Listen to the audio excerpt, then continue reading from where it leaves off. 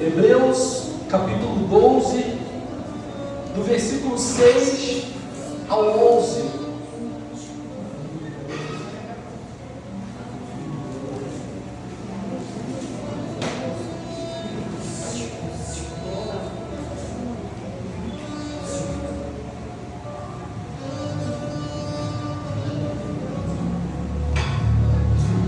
Hebreus capítulo 12, versículo 6 em diante.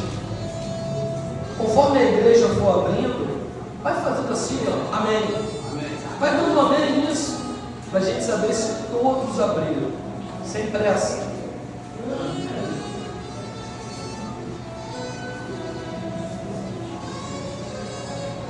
Hebreus 12, versículos 6 e 11.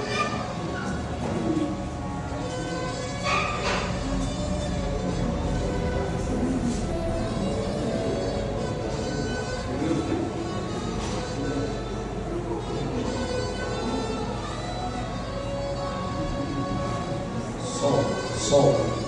A gente, quando esquece, a gente pede os universitários uma cola. Todos acharam? Amém? Ou não amém? Quem não achou, diga misericórdia. Oh, glória! A Bíblia diz assim, ó: porque o Senhor, Ele corrige a quem ama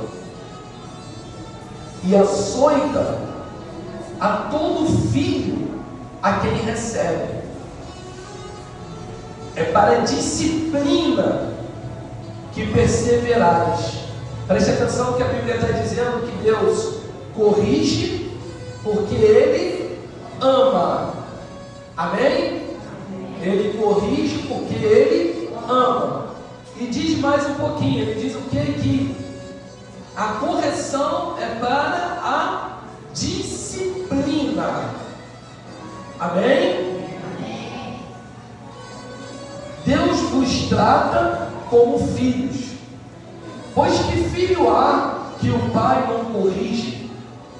Mas se estáis sem correção, de que todos se têm tornado participantes, logo sois bastardos. Preste atenção nisso aqui é muito forte.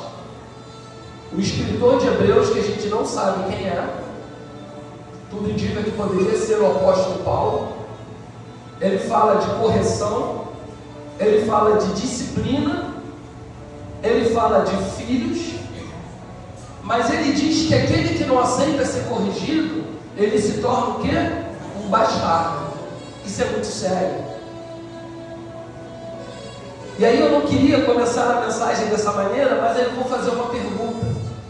O que nós somos? Filhos ou bastardos de Deus? Bastardo?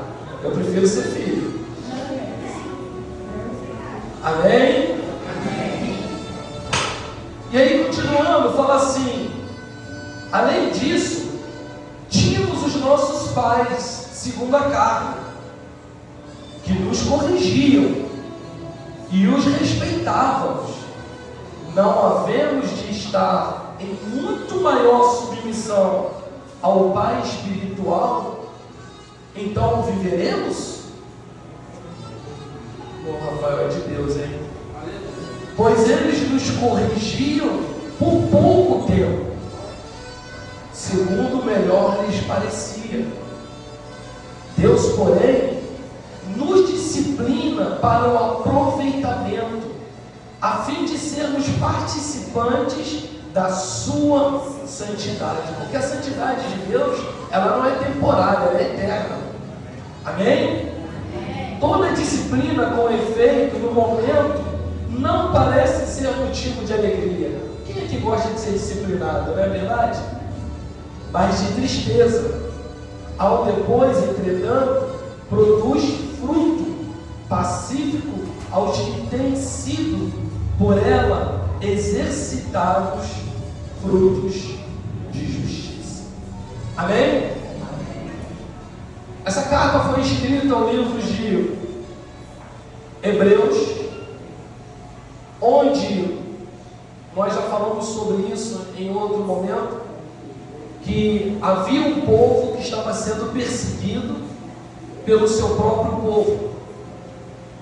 Judeus estavam sendo perseguidos por um outro grupo de judeus.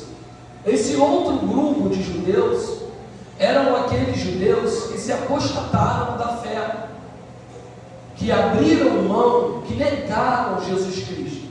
Esse grupo de judeus eram aqueles judeus que não acreditavam, não confiavam, não viam Jesus Cristo como o único Filho de Deus, como o verdadeiro Yahvé.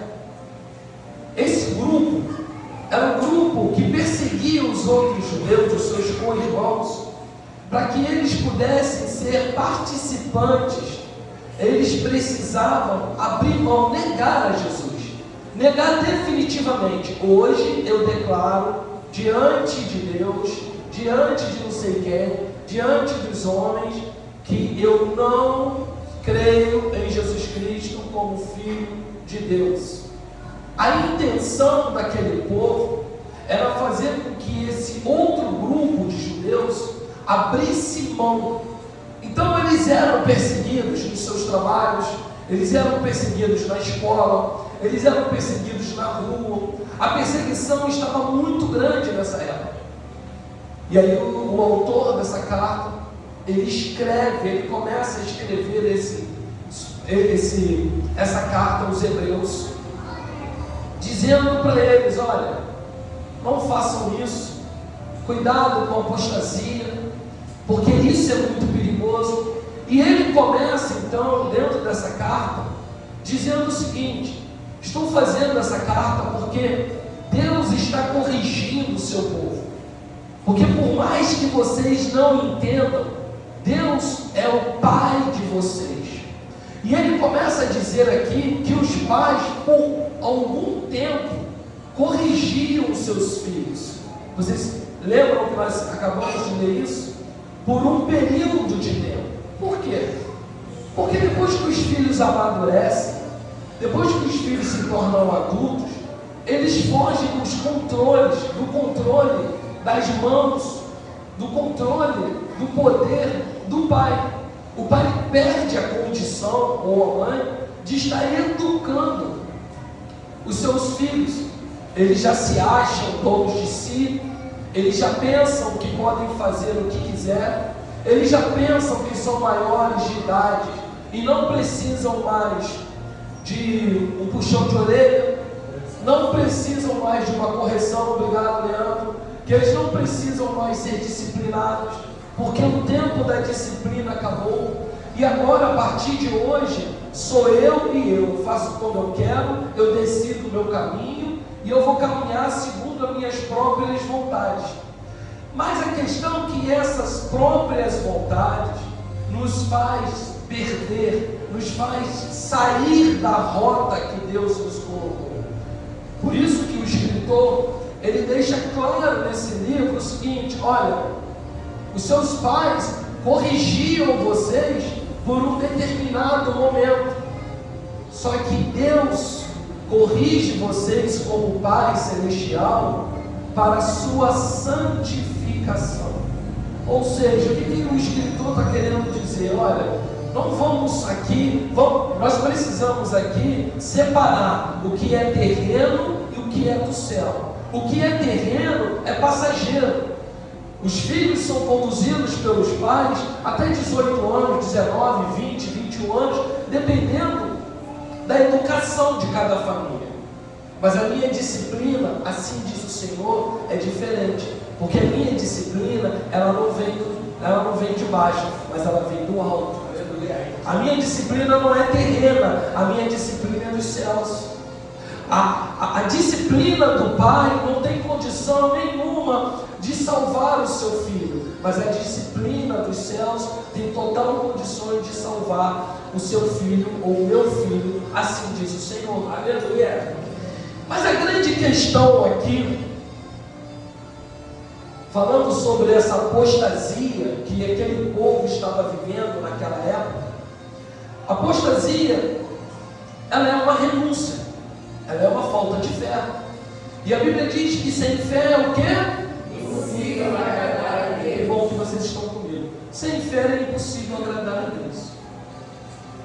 Então, se eu não tenho fé no poder do Altíssimo, se eu não tenho fé naquele que morreu na cruz do Calvário para me salvar, esquece. Com toda sinceridade, estamos perdendo tempo dentro de um quadrado, dentro de um local. Estamos aqui somente para passar algumas horas. Porque se eu não creio naquilo que a palavra me imputa todos os dias, eu não sei o que eu estou fazendo dentro de uma congregação. Eu não sei o para quê ou o porquê eu estou sendo batizado. Porque eu não creio, porque a Bíblia diz que aquele que for batizado, aquele que crê e for batizado será o quê? Salvo. Mas a Bíblia não diz que aquele que for batizado e crê, diz que aquele que crê e for batizado será salvo. Eu creio e depois eu sou selado com o batismo. Então a gente precisa ter algumas compreensões dentro de alguns textos para que as coisas fiquem bem claras para nós. E aí aquele grupo de pessoas provavelmente arrancava um, arrancava outro, tanto que a carta foi escrita. Provavelmente o escritor falou assim: cara, a casa está caindo, os caras estão esvaziando os céus e vão encher o inferno desse jeito. Talvez, provavelmente no teu trabalho, na tua casa, talvez em algum lugar aí fora, você já tenha ouvido falar assim: nossa, você é crente? Para que isso? Para que você está indo para a igreja? Por que isso? Cara, você quer conquistar, se esforça que você conquiste. Mas a grande questão não é você se esforçar, até porque a Bíblia nos ensina que nós precisamos o quê? Nos esforçarmos. Se nós queremos alguma coisa natural, humano, nós vamos precisar se esforçar. Só que coisas que o mundo nos oferece, que o céu rejeita. E é isso que a gente precisa entender. Pastor, onde que você quer chegar? Eu estou na introdução. Aonde eu quero chegar é justamente na condição que o texto me dá quando nós queremos falar sobre o não de Deus. Quando o mundo, falamos isso agora, eu quero repetir. Quando o mundo nos oferece, aquilo que o mundo nos oferece, os céus faz o quê? Ele rejeita. E por que ele rejeita? Porque ele quer te disciplinar, porque ele quer te corrigir, e porque acima de tudo, ele te ama. Esse é um dos temas que vai ser o nosso bate-papo na quinta-feira, que era para ter sido passado, a gente não pôde fazer. Nosso bate-papo do reino. Por que, pastor? Por que eu oro a Deus e Deus fala não? Por que isso tudo? Porque Deus corrige o seu filho como o pai deveria corrigir. E aqui está muito claro que ele diz assim: olha, não é como vocês querem, mas é como eu quero. Porque não foi isso que a palavra nos ensinou agora? Que a correção de Deus não é a mesma correção que o seu pai teve, que o seu pai te corrigiu terrenamente, mas a minha condição é uma condição para a santidade. Você consegue observar aqui dentro desse texto que Deus não está preocupado com o que você faz ou com a sua performance, mas Ele está preocupado em transformar a sua vida. Ele está preocupado com quem você vai ser e não quem você tem sido. É muito claro quando a palavra aqui diz que uma correção não tem nada a ver com a outra, porque a minha correção é para a sua santidade, é porque a minha correção é para que eu possa estar perto de você.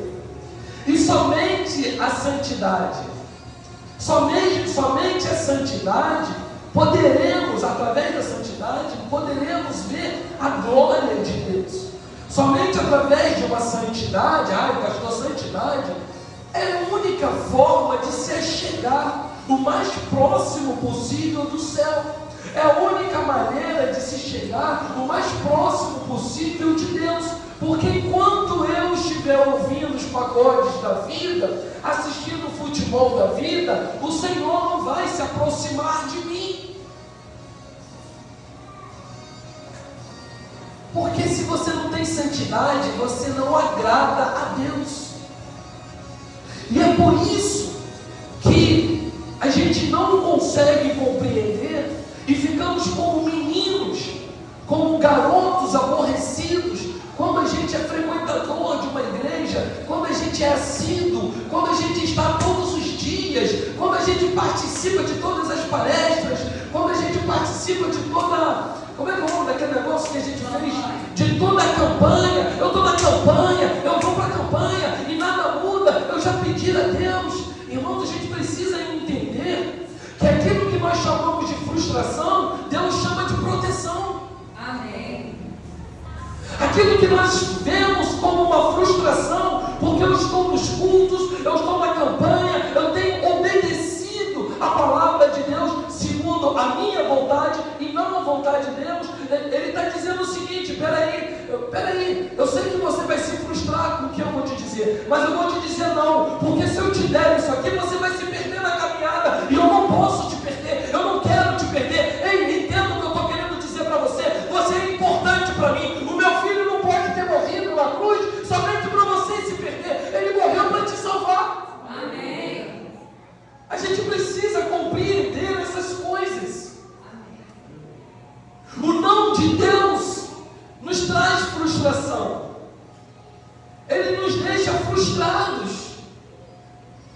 Mas o grande problema é que dentro do não de Deus há um propósito que vem do céu. E esse propósito é para nos amadurecer, é para nos fortalecer, é para nos transformar, é para nos moldar segundo a sua imagem e semelhança.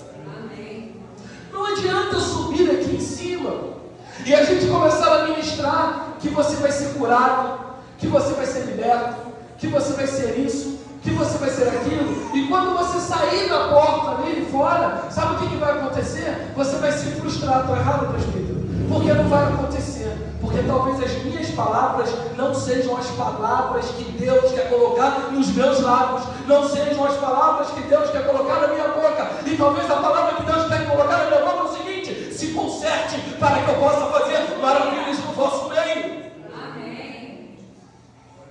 A gente quer tudo, mas a gente não pode ouvir o não de Deus. O não de Deus nos incomoda. E foi o que eu recebi nessa semana: pastor, vamos fazer o tema. Foi Dayana e Carla que me mandaram um tema que a gente vai falar nessa quinta, mas junto com esse tema uma outra pessoa falou: vamos fazer esse tema. Por que Deus diz não pra gente? Irmãos, a melhor disciplina não é que vem de baixo, mas é que vem do alto. Amém. Como é que eu posso disciplinar uma pessoa se eu não tenho poder de salvação? Porque a salvação não vem da terra, a salvação vem do alto. E sabe como é que a gente pode explicar isso? Quando Jesus morreu na cruz do Calvário, a Bíblia diz o que, Leandro? Que o véu se rasgou. Mas o véu se rasgou de baixo para cima, do alto para baixo. De cima para baixo. Isso significa que a salvação vem do céu para a terra. Você pode aplaudir o nome do Senhor?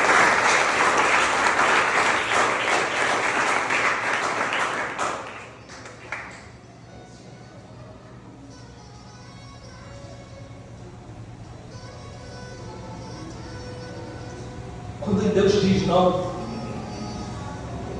é porque Deus está preservando o teu caminho. Aleluia.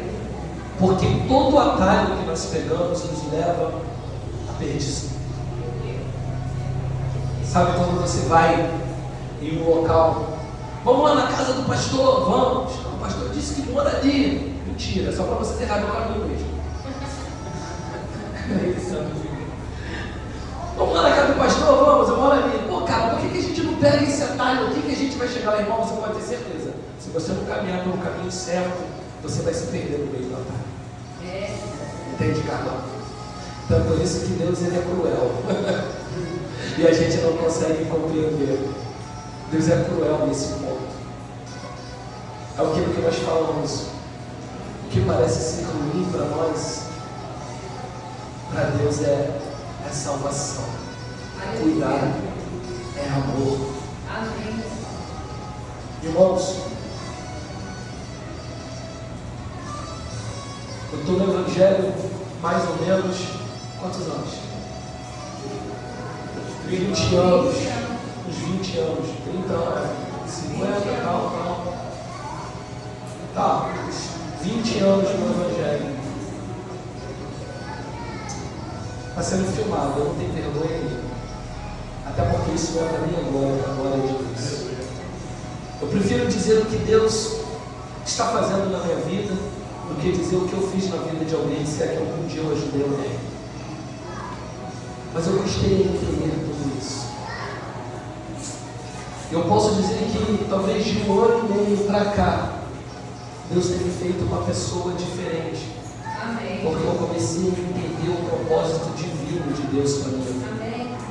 Eu comecei a entender que não era o que eu queria, mas era o que Deus estava propondo para minha vida. Eu comecei a entender que não era da maneira, nem do tempo, nem da forma que eu achava que tinha que ser, mas era no tempo de Deus. Amém. É da forma de Deus. E tem um detalhe: se Deus quiser. Aleluia. Entenda que Deus não tem prazer no teu sofrimento. Deus não se regozija por causa do teu sofrimento. Deus não se alegra. Deus não faz festa. Sabe? A gente consegue tentar prospectar o nosso futuro. O problema é que Deus já vem prospectando desde o passado, o presente, e Ele já prospectou o seu futuro. Ei, preste atenção nisso aqui. O teu futuro não está mais nas suas mãos, mas está nas mãos do Pai. Amém. Mas para isso você precisa se entregar de verdade. Você precisa chorar quando Deus falar: não, filho, eu não vou fazer. Por mais que você não entenda, você pode chorar, você pode sofrer, mas acima de tudo você tem que compreender os propósitos e os planos de Deus. Sabe o que me faz lembrar? Quando Sansão, no seu último suspiro, que ele já tinha perdido a força, que ele estava cego, envergonhado, transtornado, humilhado, ele pega nas colunas do palácio, onde estava assim de filisteus, rei e sacerdotes, e tinha de tudo ali. E ele fala assim: Sansão, um cara maneiro, né? Ele fala assim: Senhor, olha como é que nós somos. Me dê a força pela última vez, para que eu, olha a vontade, carinha, para que eu possa envergonhar esses camaradas que me envergonharam. E aí você fala assim: pastor, mas Deus fez isso. Ele pediu para ele, Deus fez. Mas não foi por ele, porque havia um propósito nos céus. Amém. E sabe o que acontece? Muita coisa pode acontecer na sua vida, não é para você, não é para mim, não é pela sua oração, é porque Deus já prospectou o seu futuro. Então aquele prospecto acontece, você querendo ou não querendo. Você pode até não querer, mas se Deus colocou nas tuas mãos, ninguém vai tirar, meu irmão. Aleluia. Tem coisas que Deus coloca e fala assim: eu não queria isso para mim. E Deus fala assim: não importa o que você pensa, não importa o que você entende, mas não importa o que eu decretei, o que eu proporcionei dos céus para a tua vida. Aleluia. Enquanto pessoas podem tentar te parar, Ele vai te impulsionar. Enquanto pessoas podem tentar te frear, Ele vai te puxar. Então o não de Deus é necessário para a nossa vida, porque não existe pai como Deus para educar. Eu costumo dizer que eu sou um péssimo educador de filhos. Eu sou um péssimo educador. Quando eu converso com as pessoas, acho que eu já falei isso com você, eu falo assim: eu não soube educar os meus filhos. Porque a gente de uma forma tão bizonha. Intensa é Deus que nos ama. De tão bizonha que a gente faz o que não deveria fazer pelo próprio bem dele. Enquanto o amor de Deus é o amor ágape, é o amor de verdadeiro pai, que não se corrompe, que não vai dizer para você assim: filho, eu acho melhor que não, mas faz porque você quer. Ele vai dizer: você não vai fazer, você não tem a minha autorização, eu não tenho pacto com aquilo que você escolheu para a sua vida. Aleluia. E é aí que nós quebramos a nossa cara. É aí que nós quebramos a nossa cara. Porque quando a gente ora a Deus, e sabe o que é o mais interessante? Eu vivo muito isso. Amor, vamos fazer. Amor, vamos orar. Tu não crê em Deus, não? Já está na conta do pai para pagar, filho. Papai está lá, meu filho, mas eu não tenho nada a ver com isso. Mas é o que eu escuto sempre. Calma, não vou dar nem nomes aqui. Calma. Ai, mas você ora. Calma. Vamos ter calma, gente. Vamos desacelerar. Nossa, homem sem fé. Se ele pode. Não, de você que eu estou falando, tá, cara? Mas ela deve ser assim com o esposo dela também. Também, né? Homem sem fé, hein? Não confia não, meu filho. Tá fazendo o que na igreja? Aí eu falo assim: eu confio, filho. Confio tanto que eu não quero botar a mão onde Deus me mandou colocar, porque depois eu vou me arrebentar. E quando eu falei: e aí, pai? Ele vai falar assim: e aí? E aí, pai? Ele vai olhar assim: e aí? E aí o quê? O que eu tenho a ver com isso? Já viu aquela oração que nós fazemos todas as noites? Senhor, me dá. Senhor, eu quero. Senhor, eu preciso. Senhor, fala comigo. Senhor, me dá, me dá, me dá, me dá. E Deus fala assim: peraí, meu filho, está errado. Por que você não me pergunta assim? Senhor, eu posso? Senhor, é da tua vontade? Eita, Jesus. Senhor, o Senhor está no negócio? Senhor, o Senhor tem falado comigo? Porque esse negócio de que Deus não fala é mentira, rapaz. Isso é uma mentira inventada por Satanás e a gente acreditou. Deus não tem falado com a gente. Rapaz, eu vou te falar uma coisa: que Deus ele fala todo o tempo com a gente e a gente não percebe o que Deus está falando. É a gente que, por causa da nossa incredulidade, a gente não consegue ter aceitação daquilo que Deus fala com a gente. Você está gostosa hoje, não está? Está gostosinha. Eu estou gostando. Mas é uma verdade. Eu me lembro que uma vez eu passei num processo que eu passei. E aí eu saí de uma situação, eu não me recordo. E eu encostei num lugar assim, chorando. Botei a mão no rosto assim, chorando. E aí de repente passou um carro na minha frente assim. Carro velhinho, sabe? Mas aquele carro que precisava chamar a minha atenção. Porque se fosse um carro novo não ia chamar a minha atenção. Eu não vou lembrar a frase. Não lembro. E aí quando eu olhei para aquele carro assim, chorando, tinha uma frase na traseira do carro assim, falando comigo. Quando eu falei, sabe, o choro acabou na hora. O conforto, o consolo de Deus veio no meu coração. Pastor, foi coincidência para você, porque eu entendo que foi os céus entrando em contato com a terra. Amém. Eu entendo que foi os céus querendo falar comigo. E realmente era muita coincidência. Só que Deus não trabalha com coincidência. Deus trabalha com a verdade. Amém. E Deus começou, aí ali o livro ali, eu falei: nossa, Pai, obrigado pela tua palavra. Sabe quando você está assim, que tu vai na igreja e fala: Senhor, fala comigo nessa noite. Fala comigo nessa noite. E aí você está lá esperando o cara subir no púlpito, no altar, ou ir até você, falar em línguas, te sacudir para um lado, sacudir para o outro. E eis que eu te digo, eis que eu te mando te dizer, Deus já está falando contigo há muito tempo, porque no momento que tu saiu de casa,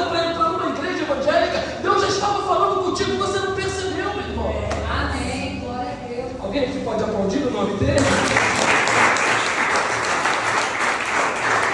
Eu já estava falando com você, mas aí tem que ser do meu jeito, Léo. Eu preciso ouvir a voz de Deus da maneira que eu gosto, não da maneira que Ele quer falar.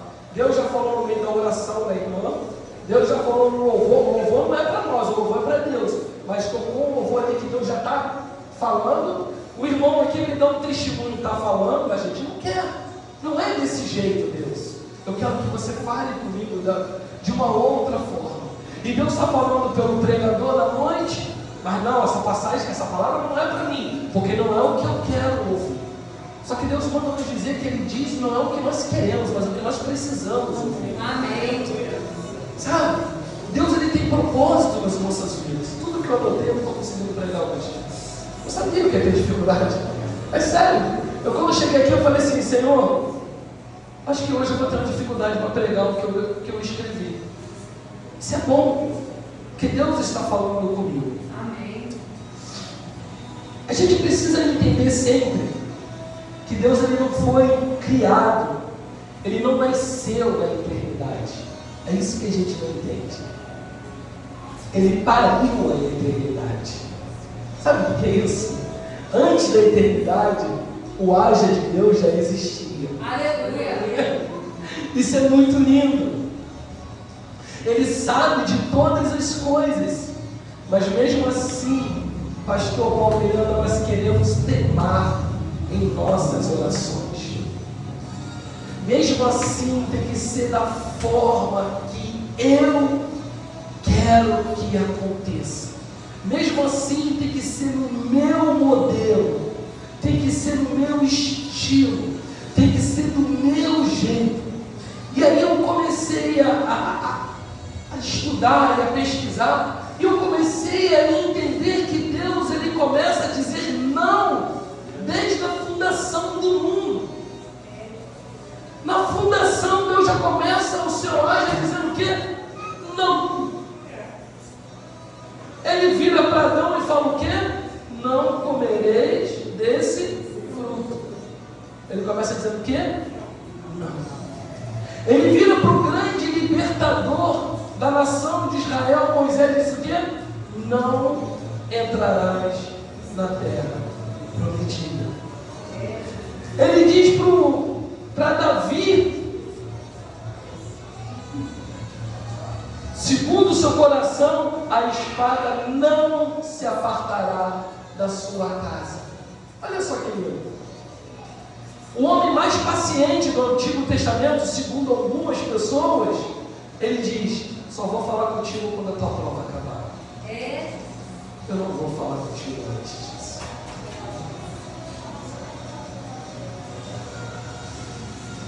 Para o seu filho, aquele que me libertou, que me salvou, ele continua dizendo, não apartarei de ti o cálice. Mas quantos não Deus vem falando em toda palavra de Deus? E sabe o que a gente aprende, Júlio, dos pregadores? O sim de Deus. Porque isso arranca o aplauso da galera. Isso fortalece a galera. O maior evangelista do Novo Testamento, tirando Jesus, Jesus é o concurso, não se fala. O apóstolo Paulo diz o quê?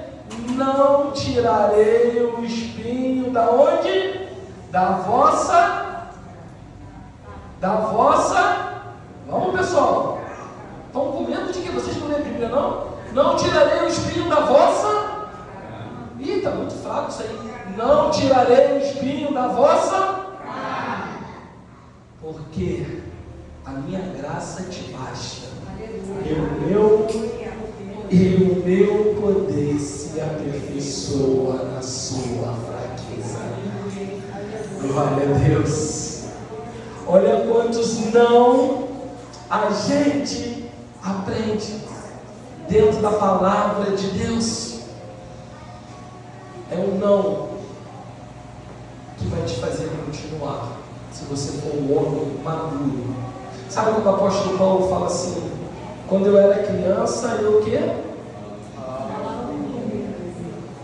mas hoje eu sou adulto. Sabe o que a gente precisa começar a entender? Se ainda somos crianças para tomar leitinho ou somos adultos para comer a picanha. Chegou o tempo da gente entender. E aí, cadê a água? Acabou a aguinha? Poxa, a Rafael já foi melhor, hein?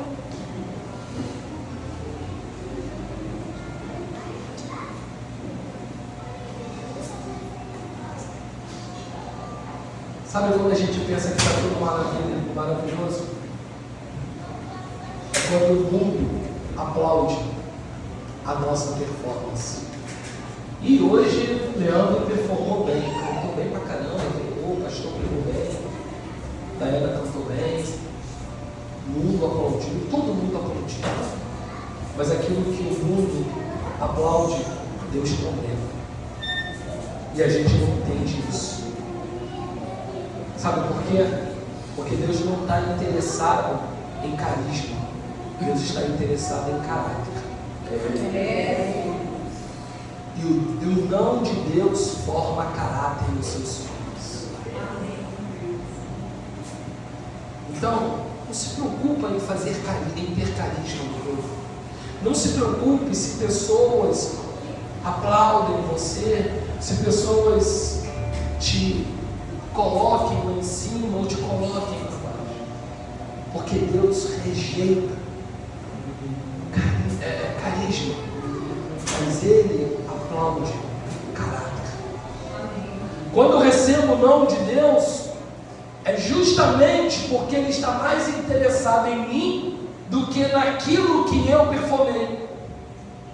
Ele está mais interessado naquilo que eu sou do que naquilo que eu faço. Você consegue compreender isso? Deus não está preocupado com aquilo que eu faço. Deus não está preocupado com o irmão Rafael ter trazido um copo d'água para o pastor. Deus está preocupado no que ele é, no que ele foi, no que ele está se transformando segundo o seu caráter, segundo a sua pessoa, a pessoa do céu. Deus, quando chama os seus discípulos, Jesus, no caso, Deus são um só, Ele não chama os seus discípulos para performarem. Ele chama em primeiro lugar para quê? Estar junto dele. Ele não se preocupou quem ia performar ou quem não ia performar. Ele não se preocupou quem ia levar o evangelho ou quem não ia levar o evangelho. Quem ia trair e quem ia o rejeitar. Ele se preocupou primeiro em fazer o quê? Vem para perto de mim. E aí estava a diferença dos discípulos para a multidão.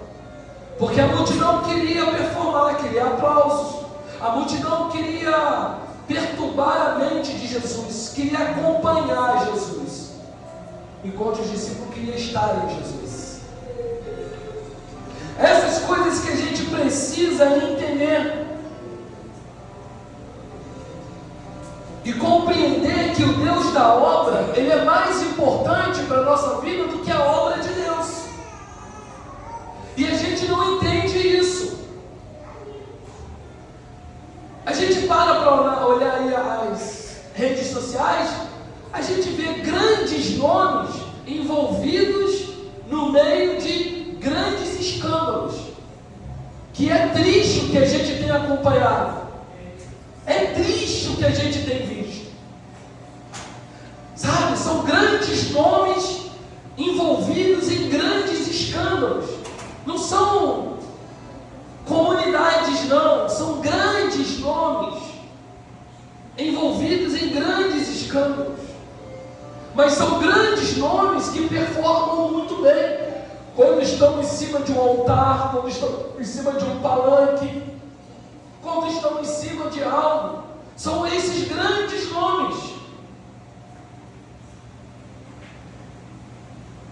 E aí a gente deixa de compreender porque a gente pensa que Deus tem prioridade na obra. Deus não tem prioridade na obra, Deus tem prioridade em você.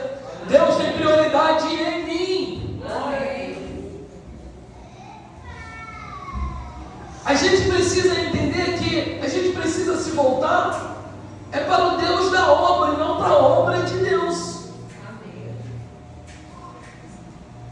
Então não adianta a gente performar muito bem, mas o nosso caráter não ser um caráter de Cristo.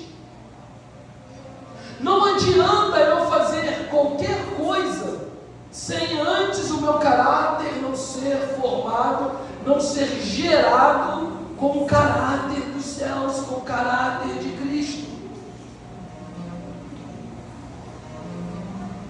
Então, para a gente finalizar,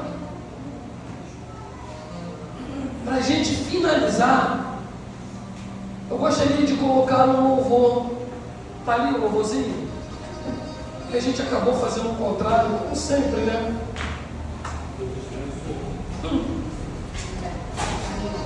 Tá vendo, Leandro, como é que ele está mal criado? Vó, dá um jeito, hein, vó?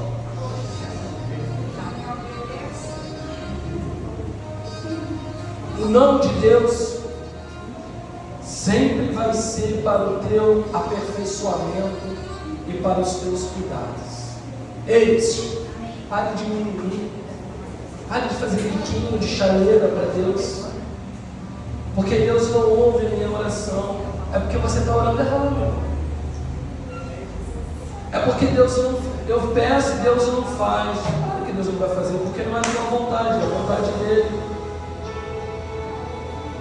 Ah, porque eu oro e não acontece. Claro que não vai acontecer.